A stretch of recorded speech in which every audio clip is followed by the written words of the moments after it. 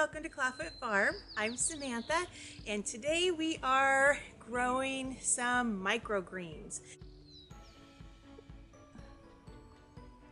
Before the lettuce grows in the garden, we are growing some microgreens for some super fast greens. And I'm showing these to you so that you can see that you don't need to have a big flat or a big container to grow your microgreens. You can plant them in a little pot. This is one that we've harvested already. As you can see, they're kind of all cut on the top, but you just cut them off once they've grown. And this one will be ready probably by tomorrow, and this is probably enough to put on one sandwich here. So just get, if you get 5 of these, you can have microgreens on your sandwich every day of the week.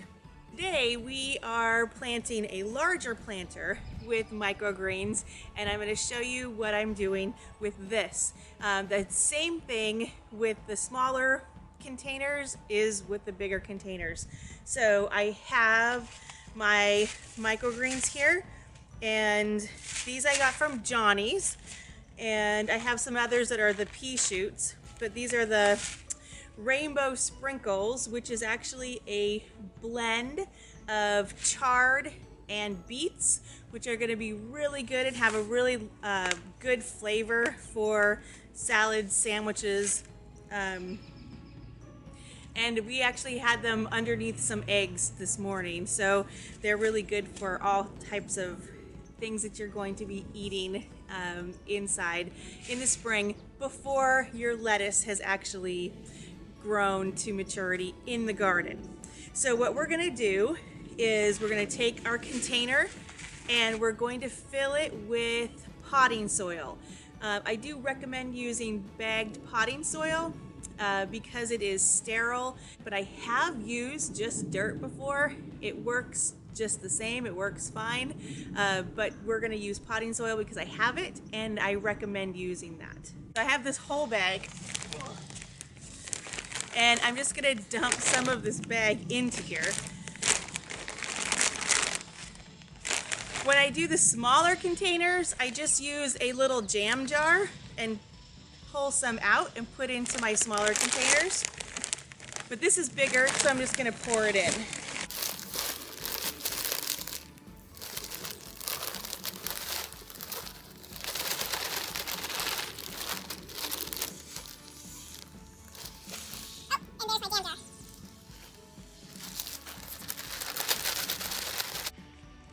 Alright, so we have our potting soil in there.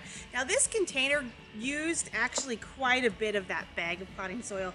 And I know that potting soil is sometimes expensive, or maybe just out of the budget. So when you're planting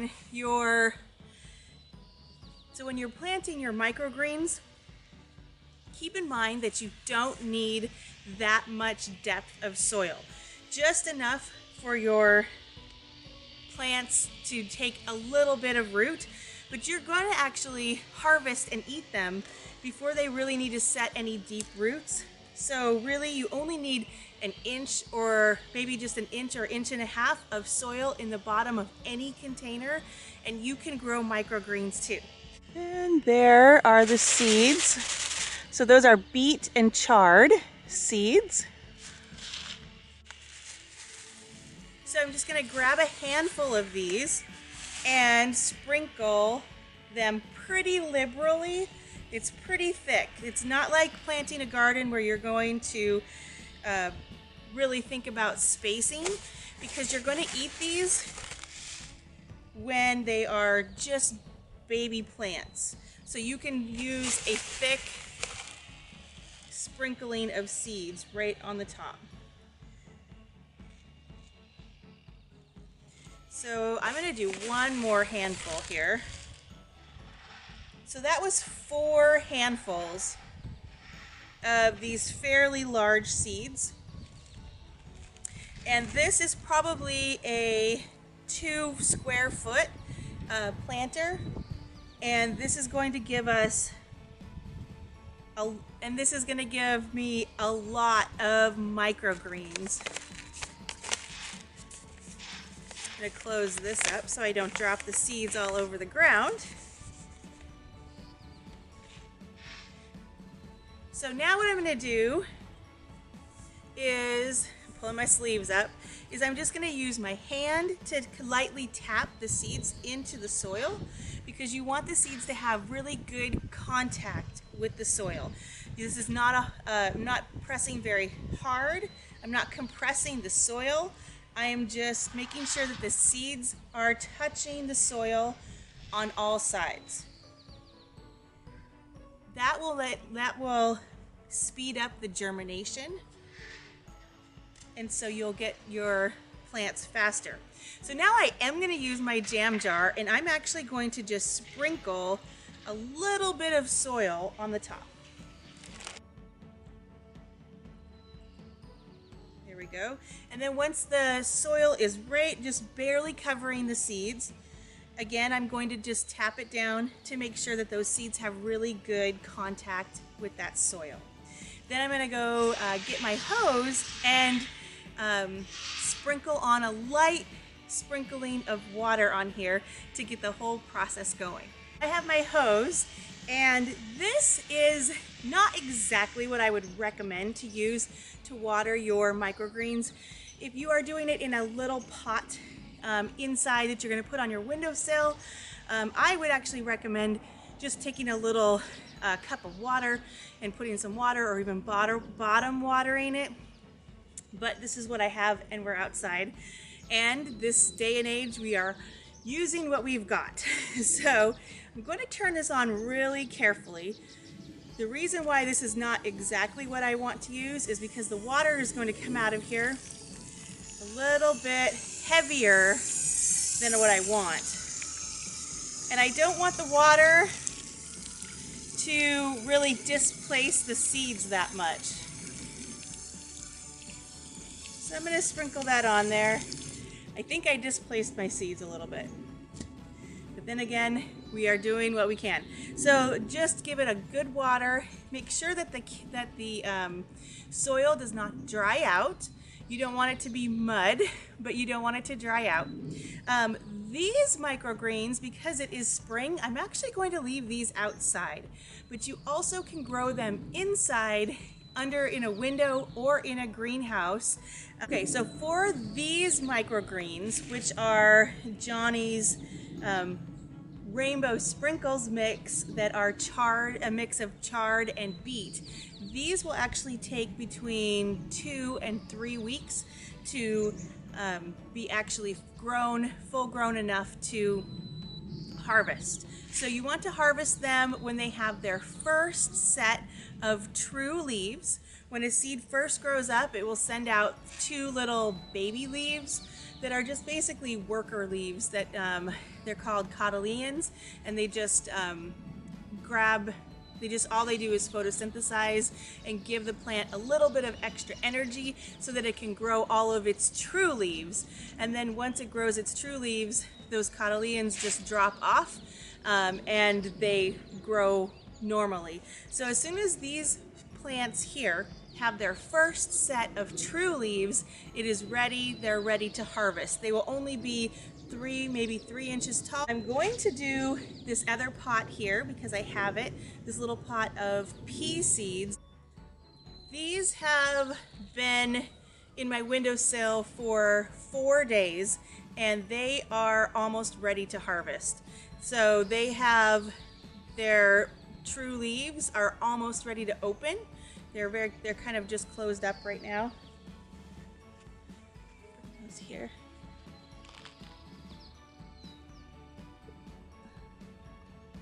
So the true leaves are a little closed up. See how they're folded over?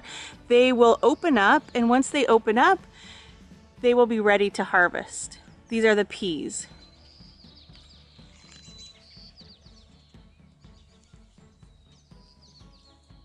And when I harvest them, All I do is take some scissors, or my kids actually just snap them right off, and I just cut them. These are cut actually a little bit long. You can go all the way down to the soil line and cut them off, and you eat the stems and the leaves because they are baby ones and they are tender. And actually the pea shoots taste like sugar snap peas. My children love these. They will take a whole one of these and eat it as a snack, just the whole pot, which is interesting to watch, but it's very cool. All right, I'm gonna dump out, when you're all done with it, you're just gonna pull out the old seeds here and replant new ones. It doesn't look like I'm gonna save a whole bunch of that soil. So most of the soil is all in the roots there. So that is gonna go right into our compost. If you have chickens, give those to your chickens, they will love it. A little bit more soil, and I'm just putting the soil in my pot.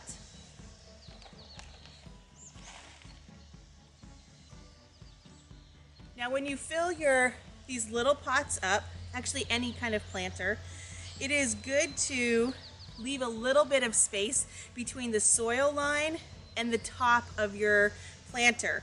That way when you water it, the water has a place to go. If you fill your soil all the way to the top of your planter, whether you're doing microgreens or just flowers or any kind of a pot, if you fill your soil and your plants all the way to the top of the pot or container, when you water, you're not going to have a place for your water to go, and a lot of it will spill over and not soak into the dirt. That is something that I learned by trial and error. I always wanted my pots to look really full and uniform and all nice, and if you want that look, oh, it's a little breezy out here, but if you want that look with your pots, then put your soil a little bit below, put your plants in, and then use moss or some sort of covering to cover the base of your plants instead of putting your soil all the way to the top. So then when you water, the water has a place to go before it soaks into the ground. Okay, so we have our seeds into our pots here. And again, I'm going to sprinkle just a little bit of soil right over the top.